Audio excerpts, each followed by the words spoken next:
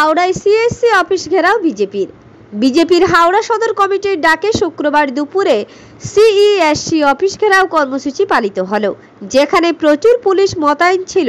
হাওড়া সদর বিজেপির ডাকে এই অভিযান আটকাতে পুলিশের ব্যারিকেড ছিল। পুলিশের সঙ্গে বিজেপি কর্মীদের ধস্তাধস্তি লেগে যায়।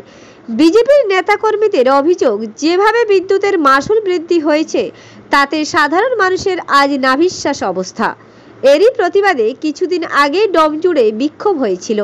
এদিন হাওড়া শহরে এই বিদ্যুতের মাশুল বৃদ্ধির ঘটনায় সরাসরি রাজ্য সরকারের ভূমিকা নিয়ে প্রশ্ন তোলা হয়। পাশাপাশি বিজেপি নেতা সজল ঘোষ জানান, আরজি করের ঘটনার নিন্দা ও সিবিআই তদন্তের দাবি তোলা হয়। মূলত এখানে বিজেপির একটি মিছিল হাওড়া ময়দান থেকে আসে ও আরেকটি মিছিল পিলখানা থেকে আসে।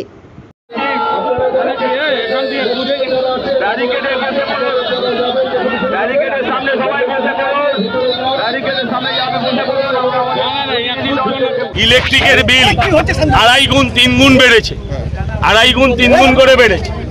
এই লড়াইটা বিজেপি, দাদা এই লড়াইটা বিজেপির নয়, এই লড়াইটা তৃণমূলের নয়, এই লড়াইটা পুলিশের বিরুদ্ধে নয়, এই লড়াইটা মানুষের লড়াই, এই লড়াইটা আপনার লড়াই, এই লড়াইটা আমাদের লড়াই।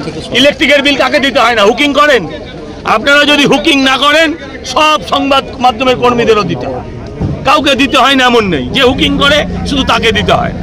কে হুকিং করে হাত তুলুন, কেউ তো হুকিং করেন। তাহলে ইলেকট্রিকের এই যে বিল, এই বিল আমরা কেন দেব? সারা ভারতবর্ষে কি আর ইলেকট্রিক কোথাও বিদ্যুৎ উৎপাদন হয় না? কোথাও তো এত রেট নেই। প্রতিবাদ করুন, আবেদন করুন। না, প্রধানমন্ত্রী আমি একটু বাদে আরজি করে যাচ্ছি, এখান থেকে হয়ে চাললেই আরজি করে যাবো। এই মৃত্যু অত্যন্ত লজ্জার, ঘৃণ্য, এবং আমার কাছে যা ইনফরমেশন, পুলিশ এই সত্যকেও চেপে যাওয়ার চেষ্টা করছে। আমরা এই ঘটনার সিবিআই তদন্ত চাই, আমরা এই ঘটনার সিবিআই তদন্ত চাইছি। তা না হলে এই সরকারকে দিয়ে, এই সরকারকে দিয়ে এই ঘটনার তদন্ত হতে পারে না।